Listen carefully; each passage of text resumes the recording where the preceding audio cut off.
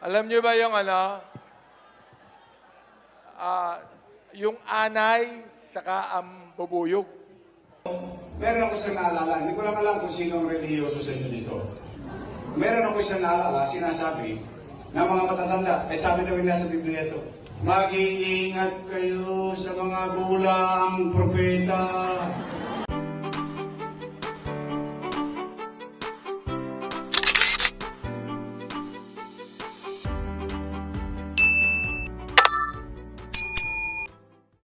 Welcome back sa aking YouTube channel. Para sa mga first time lang po na manood, please click mo na yung Jeremy's TV, Manila. Anyway guys, wala nang pong bayad to, libre lang.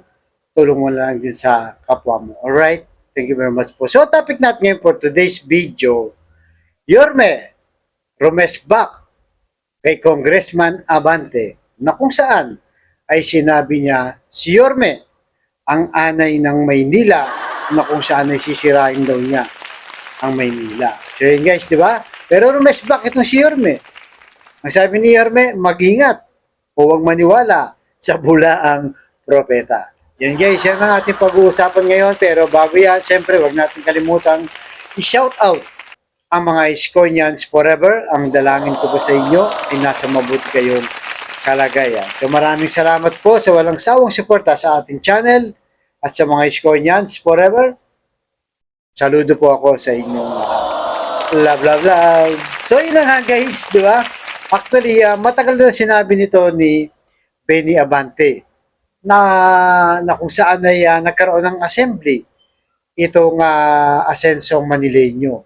At talagang bumanat guys, itong si Benny Abante na kung saan talagang todo papuri kay Bubuyog o kay Hani Lacuna at todo paninira dito kay Yorme. Di ba guys? So, bago yan guys, throwback muna tayo sa mga hindi pa nakapanood ng video kung paano sinabi ni Benny Abante tungkol kay Yorme na isang anay. So, narito guys, panoorin muna natin at tuloy natin ang ating reaction dito kay Benny Abante. Alright? So, narito na po. Pasok.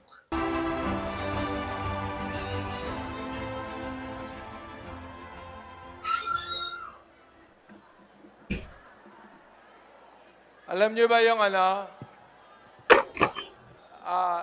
yung anay saka ang bubuyog? Anong gusto nyo? Anay o bubuyog? Ulitin ko ha. Ano gusto nyo? Anay o bubuyog? Okay. Alam nyo kung bakit? Yung anay, walang ginawa kundi manira. Ulitin ko ha. Yung anay, walang ginawa kundi manira. Ang anay, sisirain ang tahanan ng Maynila. Ayaw natin ng anay na walang gagawin kundi sirain ang ating tahanan.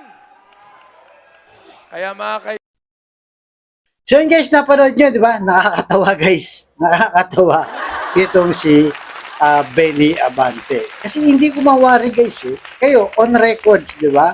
Paano niya nasabi na itong si Yorme daw ang anay nasisira sa Maynila? On records, ano bang ginawa ni Yorme? Nakasakasama niya, di ba?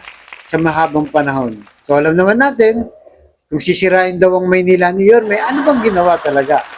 Una, di ba, nilinis ang buong Maynila. Nauna na yung Divisoria, di ba? Ano pa? Nagpagawa ng mga ospital. Di ba? Nagpagawa ng mga dekalidad na pabahay. Nagpagawa ng mga eskwelahan na pang-international ang dati yan kasi may aircon pa, di ba guys? Bumaba ang crime rate dahil nagkaroon ng peace and order. Natakot guys, natakot ang mga kriminal dito sa Maynila pag-upo ni Yorme dahil may political will. So dito natin makikita guys, kagaya nila Chihuahua, di ba? Ni Crocs. Bakit naatim nila? Dahil ba nakalaban na nila ngayon, di ba? Talagang lahat ng ginawa talaga ni Yorme ay wala na, pangit na guys, di ba? Imagine mo, tawagan mong anay itong si Yorme na alam naman nating lahat. Guys, kahit sila, di ba? Kahit sila alam naman nila na pinuri ang Maynila sa pag-upo ni Yorme. Diba? Nagningning ang Maynila sa pag-upo ni Yorme. At talagang nalaman ng buong mundo kung paano magtrabaho itong si Yorme. At inayos niya ang Kamaynilaan. Kaya kahit sa anong punto, di ba, di natin mawari kung bakit yun ang sinabi niya. At sinasabi niya, guys, di ba, ito daw bubuyog na kung saan si Hani Lacuna raw ay matamis, di ba? Kasi kinumpara niya sa bubuyog dahil Hani nga ang pangalan, di ba? Na talaga daw magpapaganda sa Maynila. Pero on records, balik tayo sa on records, ano bang ginawa ni Bubuyog sa panahon ngayon? Nakita na natin yan, di ba? Sa mismong kanilang profesyon, silang dalawang mag-asawa, di ba? Sa health department, anong nangyari? Inulan ng batikos sa online registration pa lang. Pinahirapan ng mga senior citizen, di ba? Hindi binuksan yung Baseco Hospital. Di ba? Maraming nagreklamo sa health permit dahil nagbabayad pa rin sila. Wala ng COVID, nandiyan pa rin. Di ba? Bumalik ang kadugyutan sa Maynila. Di ba? At ngayon, bumalik din si Eddie at si Patty. So, yan ba yung sinasabi niyang matamis sa Maynila? Di ba, guys? Talagang hindi natin mawari, guys, kung bakit nila ito nasabi. Siyempre, alam naman natin, kapit sa, ano lang yan, kapangyarihan. Dahil una, yung benefits nila, guys, di ba, kay Mayora, ay hindi nila pwedeng bitawan yan. Bukod doon, di ba, sumapi pa ang Asenso Manileño sa kusina ng bayan, dito kay Martin Romualdez na kung saan ay sinasabi nilang tambaluslos. Di ba? So kung makita natin sila ni Chihuahua, ni Crooks, yan, si Abante, talaga namang kitang-kita na kumapit lang sa kapangyarihan at mga benefits, yung mga personal na interest lang nila. Napakalayo nila, guys. Dito kila JTV, di ba? Sila Yan Ibay, Consul Howie, at lahat ng mga sumama kay Yorme. Binitawan lahat yan, guys. Yung mga benefits, yung mga pondo. Siyempre, pag kay Mayora ka, di ba? Bubuhusan ka ng pondo. Lalo pa, ngayon ay tumatakbo na itong si Yorme. Kaya talagang nakakatawa lang yung sinasabi niya para lang maibida, di ba? Makapagsip-sip dito kay Hani Lacuna ay talagang yinurakan itong si Yorme. Pero matagal na yung video na yan, guys, nung nag-assembly nga sila. Pero si Yorme, siyempre, guys, hindi yung papayag. Pero ngayon lang nagsalita. Ano nga ba ang sinasabi ni Yorme tungkol kay Abante? So, dyan sa title natin, guys, ang nakalagay dyan ay mag-ingat o huwag maniwala sa bulaang propeta. So, narito, guys, panoorin muna natin si Yorme at tuloy natin ang ating reaction, di ba? Pagkatapos ni Yorme. Nagay ko lang yung mic, guys. So, narito na po si Boss Y. Pakinggan yung audio lang to, guys. Ito naman. Pasok, boss. So, mahalaga. Usapang Congress. Alam niyo, mga nanay ko, mga tatay ko, isa pong kasalanan ko sa Diyos, hindi po ako palasimba. Kasalanan yun, alam naman natin. Katoliko ko eh. Hindi man ako nagsisimba, pero lagi ako nagdarasal. Kasi sinabi ng nanay ko nung araw sa akin, ang Diyos pwede mo makausap kahit anong oras, kahit nasa ka. Pasalamat, humingi ng tawad, at gabay. Pero, meron ako isang naalala. Hindi ko lang alam kung sino ang relihiyoso sa inyo dito. Meron ako isang naalala, sinasabi, na mga matatanda, at sabi na nasa Biblia ito, mag-iingat kayo sa mga gulang propeta.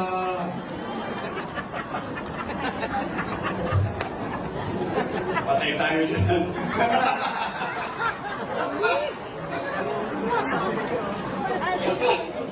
Nasa Biblia ba yun?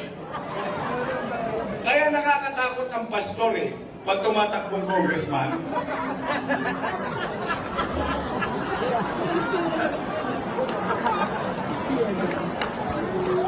Ba't kayo tawa ng tawa? Wala ka yung sinasabi. The first time ko, I swear to God, ha? Kaya mabasahin, Mateo 24:11. Lilitaw ang maraming gulaang propeta at marami ang mga maliligaw nila. Ay, nasa Biblia nga.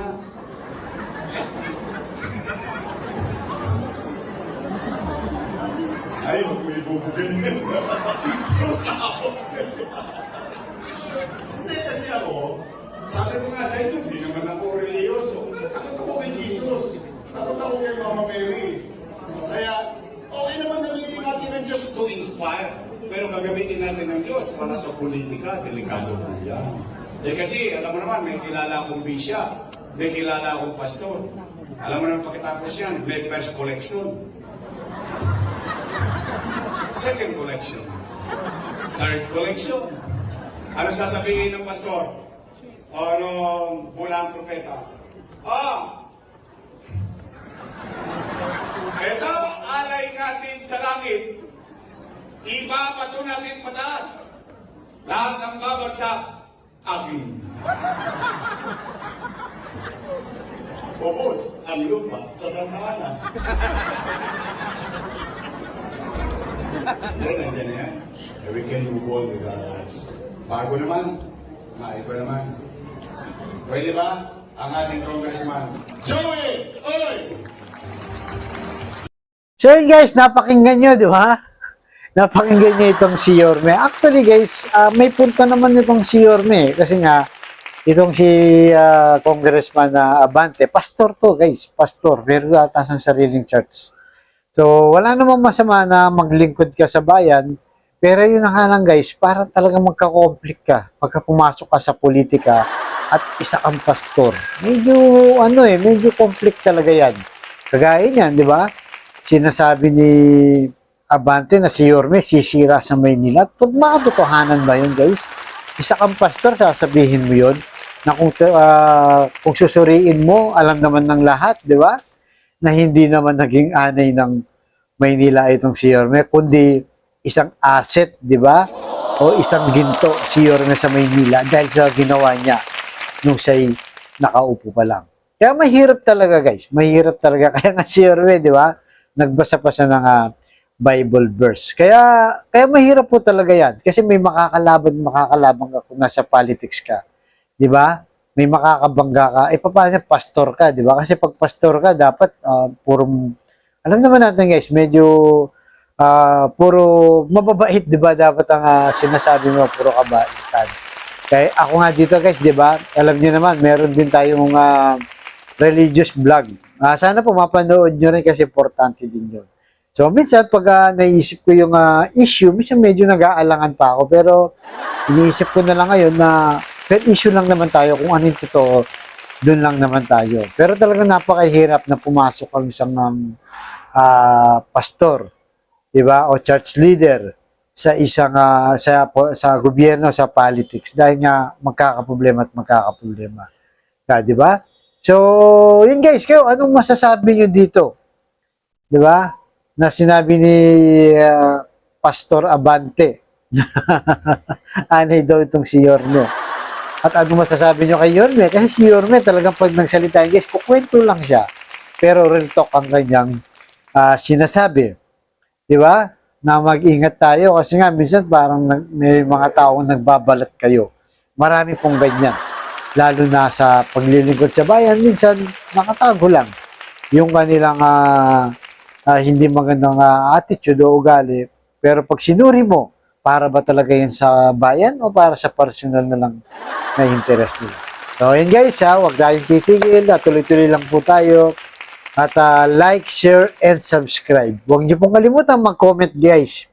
Dito natin ilalabas ang ating simpatsya, suporta dito kay Yorme. Para pag marami nakapanood ng vlog, natural, iboboto itong si Yorme at talagang hindi maniniwala sa mga sumisira na sa pangalan ni Yorme, kagaya nitong si Pastor Abante. So alright guys, hanggang dito lang po. Abangan nyo susunod kong vlog. Thank you very much po. Manila, God bless.